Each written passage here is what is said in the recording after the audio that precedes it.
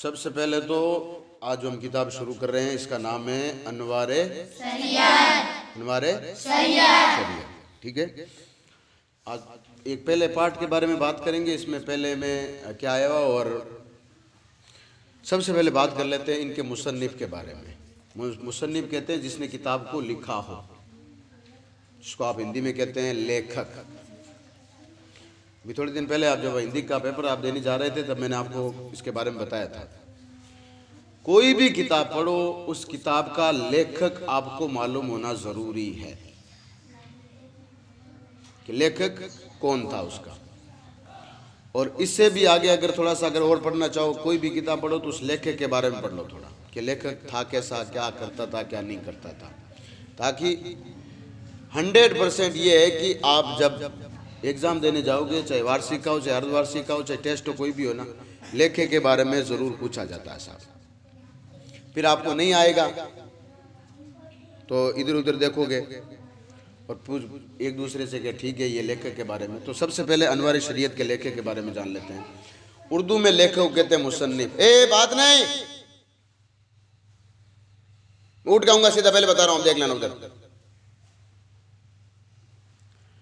उर्दू में लेखक को कहते हैं मुसन्निफ।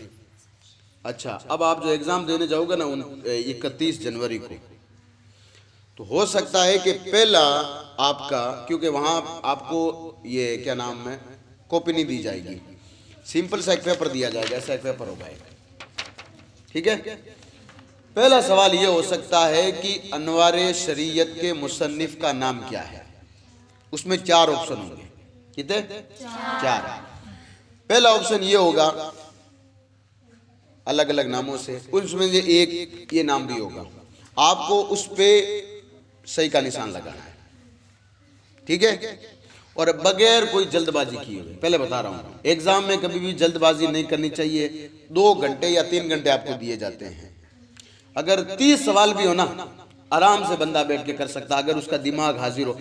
जल्दबाजी काम किसका है? शैतान का। किसका है? शैतान का। शैतान का काम है जल्दबाजी।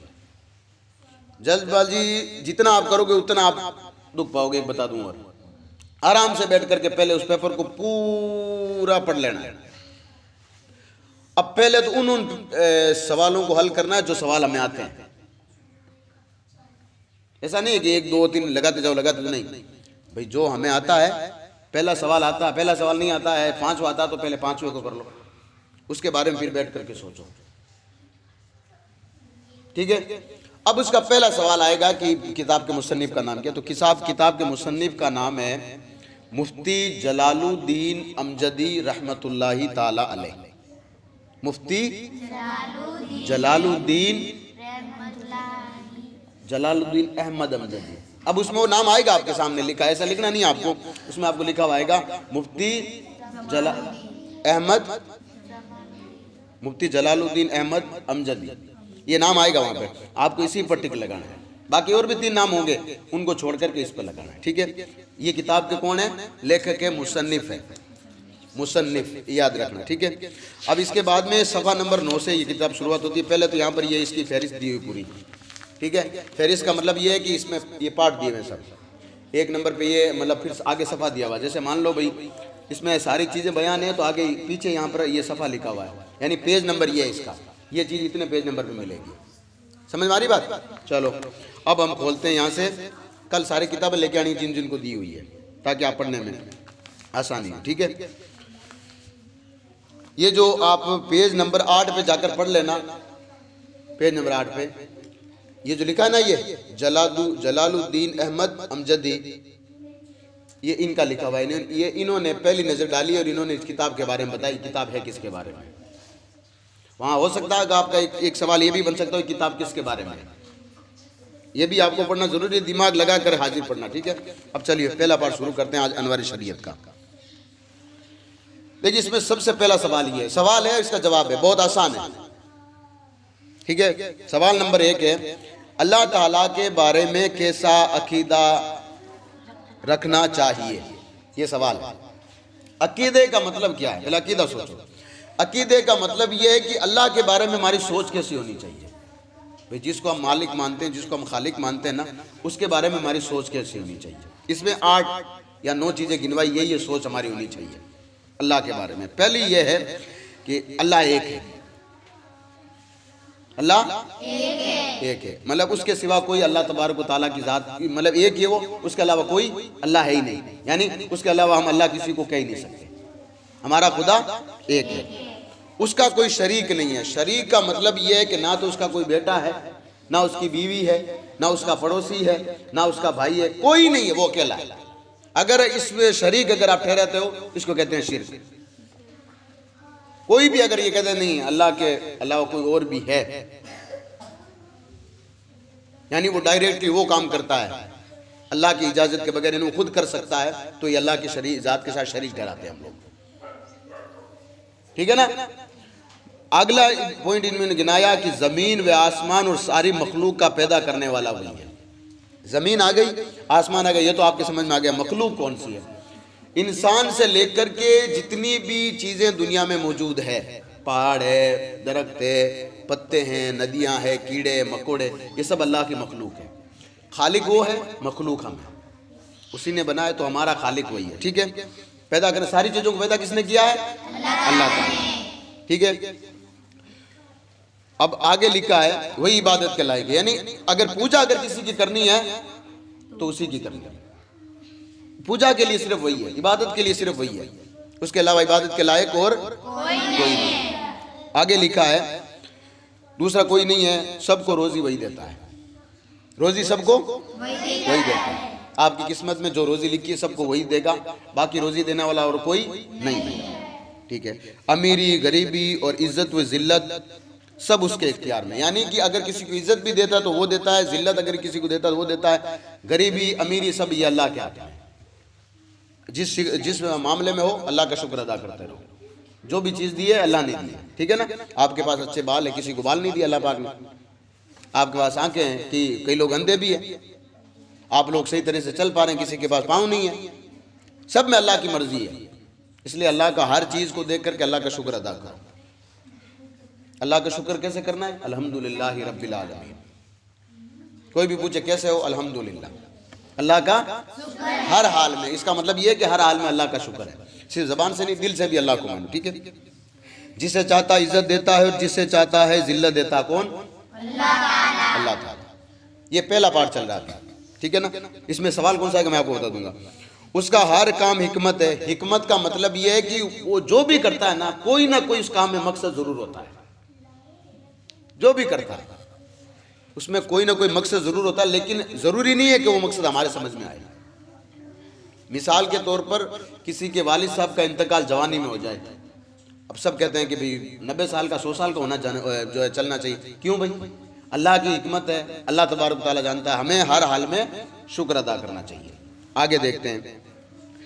अब देख इसमें लिखा हुआ है कि भी उसके हर काम हिकमत है, बंदों की समझ में आए या ना आए, हर वो कमाल वो खूबी वाला अल्लाह तबारक व तआला ही है।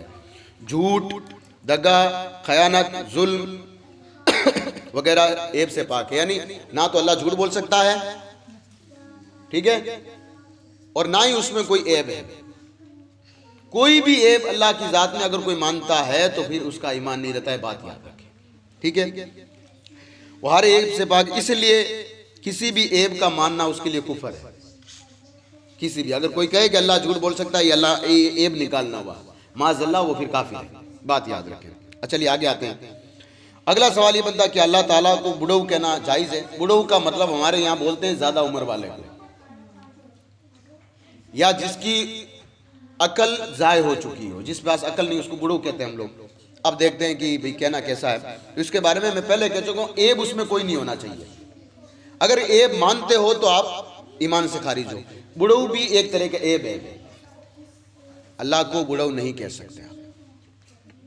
अब इसमें सब जवाब यही है कि अल्लाह ताला की शान में ऐसा लफ्ज बोलना कुफर है, उसकी शान सबसे बुलंद है। अगर कोई ऐसा बोलता है अल्लाह की बारगाह में तो ये गलत है और ईमान से खारिज हो जाता है, नहीं ईमान चला जाता भी उसका।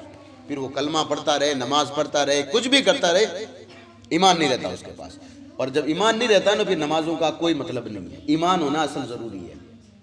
ईमान का मतलब यही है कि इस बात का एक्सेप्ट करना सच्चे दिल से कि मेरा मालिक अल्लाह है, वो एक है, उसमें कोई ऐब नहीं है। ठीक है ना। अगला सवाल देख लेते हैं। अगला सवाल है, कुछ लोग कहते हैं कि ऊपर वाला जैसा चाहेगा वैसा होगा। ये तो हम रोजाना सुनते हैं साहब, सुनते हैं ना भाई। कहते हैं कि ऊपर वाला जैसा चाहेगा, या फिर लोग कहते हैं कि भाई घबराने की जरूरत नहीं, हमारे साथ ऊपर वाला है। कोई कहते हैं कि ऊपर वाला सब ठीक करेगा। अच्छा, ये कहना कैसा है? और कुछ लोग कह देते हैं कि ऊपर अल्लाह है, नीचे तुम हो। और कुछ लोग कहते हैं कि ऊपर अल्लाह, नीचे पंच है। ये जो बगैर फालतू की पंचायती करते हैं, जिनको खुद के घर का मालूम नहीं है और लोगों की पंचायती करते फिरते हैं, इस तरह के जुमले बोलना कैसा है? तो देखिए, इसमें जवाब ये कि ये सब जुमले गुमराही के, मुसलमानों को इनसे बचना चाहिए। गुमराही का मतलब ये है कि बंदा ईमान से तो नहीं जाता है, लेकिन उसका दिल काला हो जाता है। फिर वो कोई भी बात करता है ना, उल्टी सीधी बात करेगा, जो गुमराह हो जाता है। फिर इसका मतलब ये है, अल्लाह को ऊपर वाला अगर आप कहते हैं, तो अगर आपकी नीयत यह है कि वो उसकी ज़ात सबसे बुलंद है, तब तो आप ऊपर वाला कह सकते हैं, वरना अल्लाह को ऊपर वाला नहीं कह सकते, कहना ही नहीं चाहिए। मतलब यही कहना चाहिए, अल्लाह जो चाहेगा वो होगा इंशाअल्लाह, या फिर अल्लाह तबारक व तआला की ज़ात ही हमारे लिए काफ़ी है। ये है पहला इस अनवार शरीयत का पार्ट।